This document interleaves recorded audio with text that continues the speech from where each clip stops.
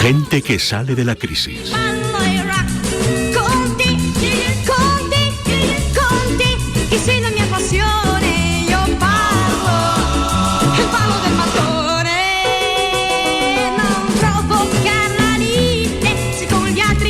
Una de las cosas que nos encantaría a Andrés Amorós y a mí, Andrés, buenos días, es buenos recibir días. Clases. Sí. ¿Verdad? Aprender. Sí, claro. Uno nunca acaba de aprender. Bueno, a mí me encanta aprender, sin duda. Lo malo es cuando oyes o lees cosas y dices, y no saco nada nuevo, pues no. Claro, pero aprender sí. Claro. Ahora, ¿quién te enseña? ¿Tú te acuerdas, perdón, hay un grabado de Goya maravilloso? ¿El de los burros? No, se ve a un viejo decrépito que se apoya en dos muletas, y que es su cara, y pone de lema, todavía aprendo. ¿Qué te parece? Se lo enseñé a Marcial Lalanda y él lo adoptó. Decía yo, es que todavía aprendo. Muy bien. Bueno, pues fíjate, a lo mejor Andrés Dancausa. Andrés, bienvenido. Buenos días. No sé si lo sabía, pero el espíritu es eso, cuando crea Sophia Square, que es para buscar profesores, gente que te enseñe cosas. Exactamente, es precisamente eso, ¿no? Cualquier necesidad que tengas para aprender una materia, ya sea inglés, ya sea matemáticas para que apruebe tu hijo el examen de bachillerato, o para incluso que haga guitarra, los deberes. Para que haga los deberes también, efectivamente. Claro, porque los padres, esto de los deberes, que es una maldición, bueno, no es porque sea una tarea, es porque los padres no tienen por qué estudiar la carrera de los hijos, que es lo que pasa ahora. Y además se da la característica que va cambiando, ¿no? O sea, no se enseña matemáticas ahora. No, es que además ahora ya no se enseña matemáticas, ni tampoco se enseña lengua, ni gramática. Se enseñan cosas que pasaron por la universidad y que no entiende nadie. Que yo soy filólogo y no entendía los deberes de mis hijos. Claro. Pero y tenían 8 años. ¿Y esto qué quiere decir, papá? Yo esto lo que quiere decir es que el que ha hecho el libro hay que meterlo en la cárcel. Yo matizando. Porque es de cárcel. O sea, yo en la enciclopedia Álvarez aprendí perfectamente a leer y a escribir. Bueno, está hecho de tal manera que los padres se vuelven locos y los niños no aprenden. Sí. Es que son ahora morfemas, lexemas y tontemas. Y tontemas y arbolemas, porque han cogido además el árbol de Chomsky, que es un gilipuertas, vamos, el mayor tonto de la historia, que lo bueno ya estaba en el brocense y lo malo lo ha añadido él. Por ejemplo, restan diferente a como he restado yo toda mi vida. Pues mira que es fácil, el resultado es el mismo, 2 pero menos el palito, 1, y luego no les dejan además poner los palitos arriba, o me llevo 2, está terminantemente prohibido. Bueno, pues todo eso me pues majaderías, porque durante 2000 años la gente, 2500, desde Grecia y desde Roma, ha aprendido de una manera. Y entonces ahora han llegado, hace 34 años o 52, unos idiotas de Inglaterra, de Estados Unidos, y asumido por todos los tontos de España, que es que no vale nada de lo que ha sido la pedagogía en 2500 años, porque eran todos tontos. Todos eran idiotas. Federico, dejémosle hablar, porque si nos lanzamos por ahí, acabamos. Pero al revés, si le estamos haciendo la campaña, es que la situación de los padres es desesperada, porque es que no entiendes lo que estudian tus hijos, que tampoco lo entienden. A ver, te añado, una profesora de mi niño, cuando era de 8 años o algo así, me pidió, por Dios, papá, ven allí a la reunión. Yo nunca había ido. Llegó la profesora, claro, ustedes no entenderán lo que les estoy explicando a estos niños, porque lo explico por la Escuela Lingüística de Chicago. Maldita se me estampa. Yo tengo la escuela de Al Capone, que también era de allí. En fin. Bueno, Sophia Square es todo lo contrario, es ese pegar carteles, cuando por lo menos yo era pequeña, diciendo se ofrece profesor particular, o todo lo contrario, se busca un profesor particular. Ahora puede hacerse gracias Antes a esta se ponían aplicación. las mercerías. Como iban mucho las mamás a las mercerías, se busca o se encuentra, o se dan clases. Sí, estudiante no sé qué se ofrece. Bueno, pues ahora eso, gracias a Sophia Square, podemos hacerlo un golpe de clic, ¿verdad? Y podemos encontrar un profesor particular, no solo para nuestros hijos, también para nosotros, además en un radio de actuación bastante cercano. Eso es lo que nos viene a explicar Andrés Dancausa, que es el CEO. Y en 3 meses, ¿cuántos profesores habéis conseguido ya tener en cartera? Pues mira, bueno, primero es muy interesante el enfoque que dabais, ¿no? Porque efectivamente la figura del profesor particular es clave ahora mismo, ¿no? Para la educación, ¿no? El padre no tiene por qué estar aprendiendo a hacer los deberes y luego haciéndolos con el hijo, ¿no? Entonces, pues hay una necesidad tremenda en el mercado de un servicio como este, ¿no? Y en estos 3 meses, pues llevamos ya 5.000 profesores. 5.000 profesores. ¿Toda España? En toda España. Lo cierto es que hemos empezado sobre todo en Madrid, pero ya empezamos a tener profesores, por supuesto, del resto de España. Bueno, ¿y qué tipo de profesor? ¿Qué funciona primero? ¿La demanda, la oferta o cómo lo...? Bueno, primero necesitas oferta para este tipo de producto, ¿no? Nosotros lo que hacemos es una aplicación móvil que te descargas de forma gratuita en tu móvil y haces una búsqueda de un profesor, ¿no? Si tienes un móvil Android o un móvil de Apple, pues simplemente pones Sofía Square en el buscador, te descargas la aplicación y a partir de ahí, de forma muy fácil e intuitiva puedes escoger el profesor que quieras, ¿no? Uh-huh. Entonces, el sistema funciona que te llevamos a tu casa el profesor particular que tengas cerca y te damos una serie de valoraciones y de información filtrando al profesor que es el adecuado para ti, ¿no? Si yo te pido, por ejemplo, mis hijos pues no estudiaron francés, yo soy de la civilización del francés, ellos son del inglés, pero se dan cuenta que además si Francia sale adelante, no es seguro, pues es nuestro principal socio comercial y vamos a suponer que deciden, como pasa con la mayor parte de las empresas españolas, que su primer cliente es y seguirá siendo, si Dios quiere, siempre Francia. Y los franceses no hablan más que francés. Uh-huh. O sea, esto de que los franceses hablan inglés y tal, es una mentira que desmiente la experiencia. Se niegan y se ha negado siempre a hablar otra cosa que francés. No ponen ya ni subtítulos en francés en las películas en francés. Ya solo algunas para sordos franceses, naturalmente. O sea, es un caso asombroso. Por lo tanto, el francés se está convirtiendo otra vez en una necesidad lingüística. Pero bueno, pues mis hijos necesitan un profesor. Me ofreces 2 o 3 para ver un poco cuál es el tipo, ¿no? Sí, efectivamente. Entrarías en la aplicación, buscas profesores de francés, dices las características, cuánto quieres pagar, etcétera, las necesidades que tengas y a partir de ahí eliges el que a ti te interese. Te convenga. ¿No? Te convenga. ¿Y vosotros cómo, digamos, controláis que el profesor realmente sea bueno y no se hace pasar por cuando en realidad no tiene o titulación? O casi lo menos es titulación, conocimientos, ¿no?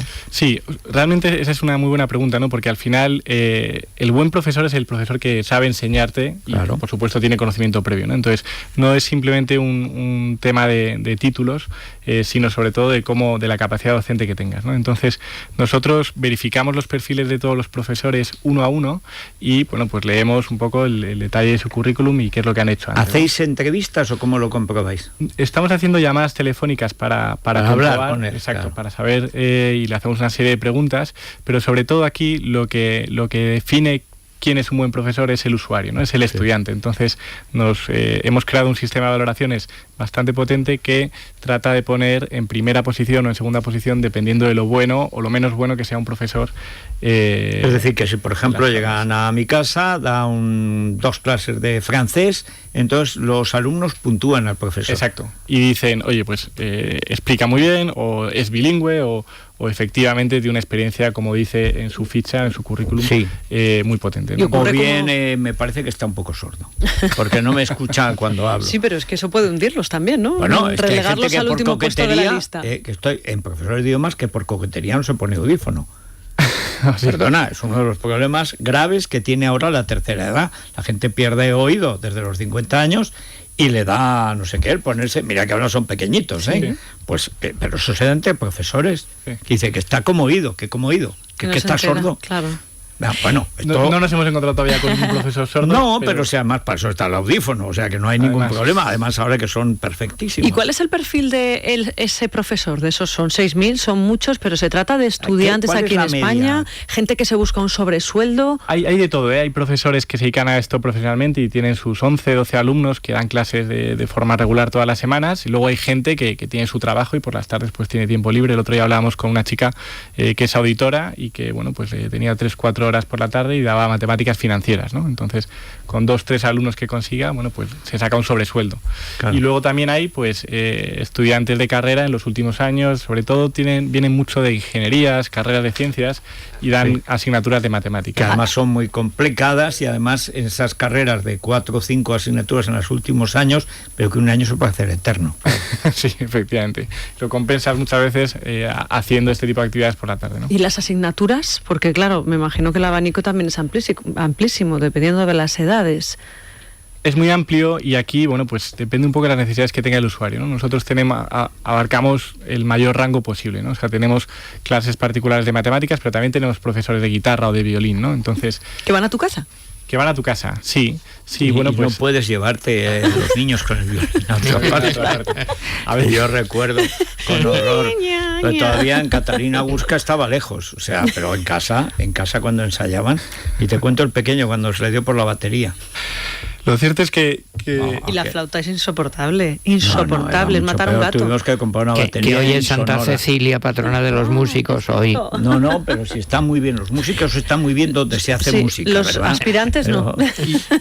Y hay profesores particulares de música que han cambiado la vida a mucha gente, ¿no? El otro día salía otra vez en prensa la historia de Leonard Cohen cuando hizo su discurso, ¿no? Del Premio Príncipe de Asturias. Este señor. Exacto.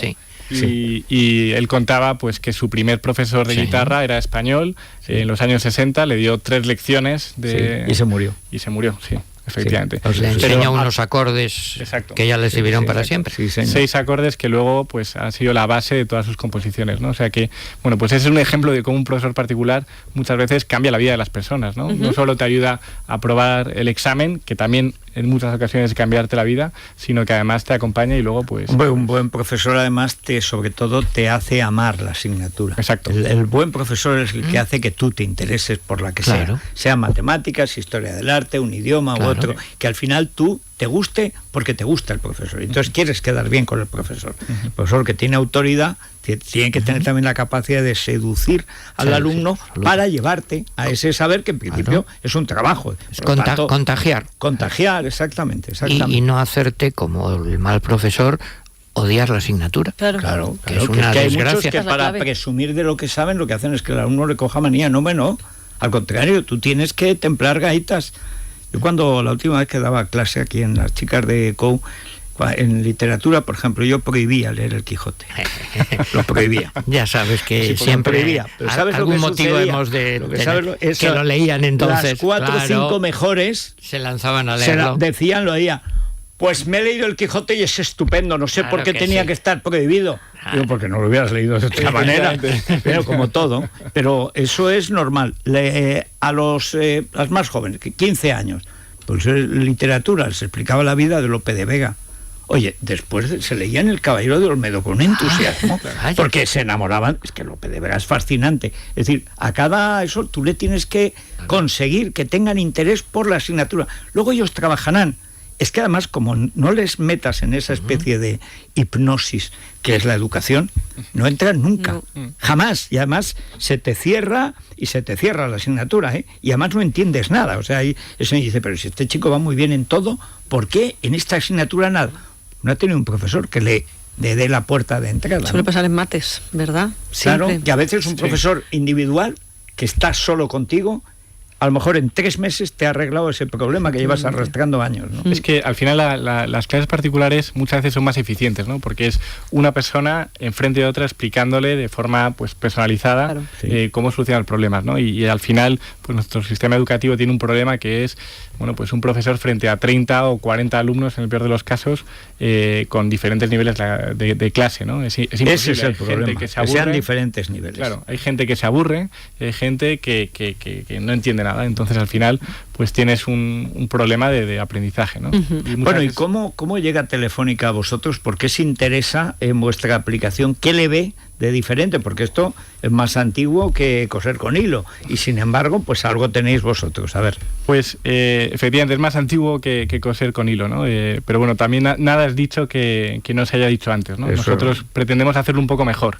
Telefónica viene pues porque Telefónica, como sabéis, tiene mucho interés en los nuevos modelos de educación digital, ¿no? Entonces todo lo que tiene que ver con startups y compañías digitales que tratan de cambiar el panorama educativo pues le interesa, ¿no? Entonces nosotros pues les conocimos hace ya 6-7 meses, empezamos a hablar con ellos y la verdad es que está habiendo un encaje muy muy bueno, ¿no? O sea, hacen una labor desde Fundación Telefónica y desde el programa Open Future muy muy positiva, ¿no? Para los emprendedores. ¿Cuántos meses lleváis entonces con ellos? Pues llevamos 7 meses y se nos va a alargar, afortunadamente para todos. Vamos a estar probablemente otra temporada. Sí. Bueno, pues os deseamos que tengáis mucho éxito y yo no sé si de mayor es el momento de empezar a aprender chino. Fíjate, pues es una de esos retos realmente difíciles. Yo en la caligrafía renuncio profesor... porque siempre se me dio muy mal dibujar y tal, y hay que tener el don y tal. Pero el pillín no es difícil. A mí muchas cosas me suenan a chino, sí. A mí en política es peor. Lo malo es que ellos creen que hablan en chino y se les entiende perfectamente. Yo me estoy riendo, pero yo tengo que empezar a dar francés porque me ocurre eso. Mi hijo mayor está empezando a dar francés, yo soy de la educación británica y no sé ayudarle. Y es verdad que no debería sacarme la carrera con él, pero... Teníamos un profesor de inglés que el pobrecito es que no sabía inglés, la verdad. Pero además es que no tenía ninguna gracia. Entonces teníamos una profesora de francés, Marie-Claude Lelier, tan maravillosa, que además una francesa, o sea, que desde el principio yo lo que quería era, bueno, o sea, es que los profesores tienen que tener un poder de fascinación.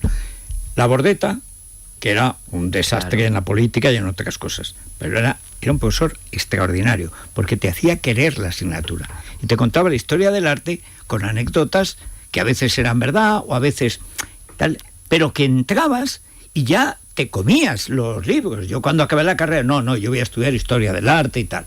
Pero el buen profesor es el que te lleva a esa asignatura y llega un momento que no es que la entiendas, que la entiendes. No, es que quieres saber más. Y tú por tu cuenta, además ahora con internet, te puedes enterar de todo. El problema es que te tienen que encauzar.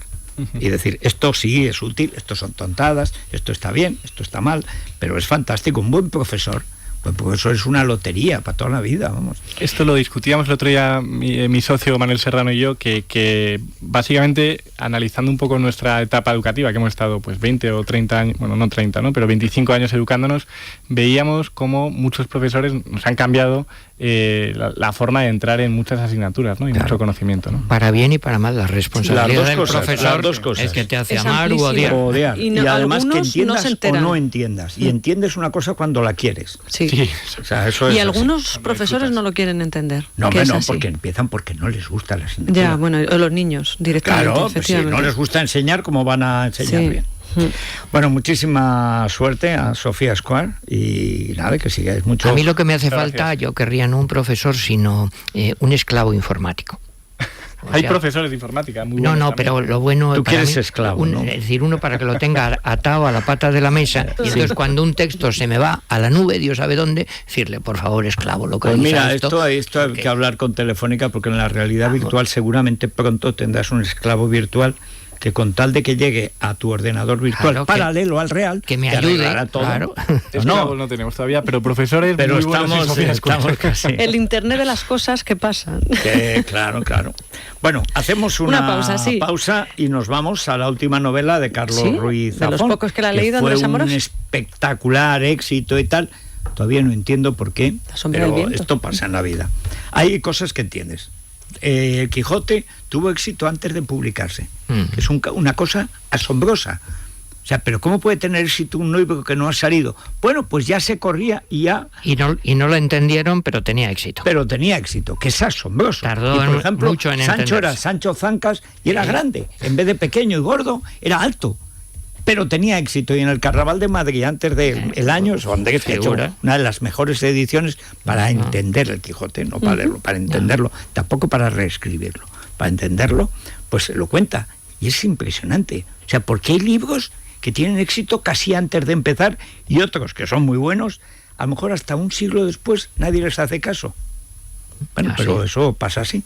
Lo de Ruiz Zafón, vamos a ver, de luego el libro gordo es. Madre mía. Bueno, tú ya conoces a mi mujer, ¿no? Que es muy lista, entonces yo esto me lo leí porque salió el jueves pasado, ¿no? Me lo leí en día y medio y me dijo, te vas a quedar lelo, leyendo así. Y más todavía, más lelo de lo que estaba. Y bueno, pues nada, ahí estoy. Vamos ahora ver, cualquier cosa que diga, digo, ves, es por culpa de libro. O sea, yo no estaba tan mal, pero me caí de la mesa, me tropecé con el libro del Zafón.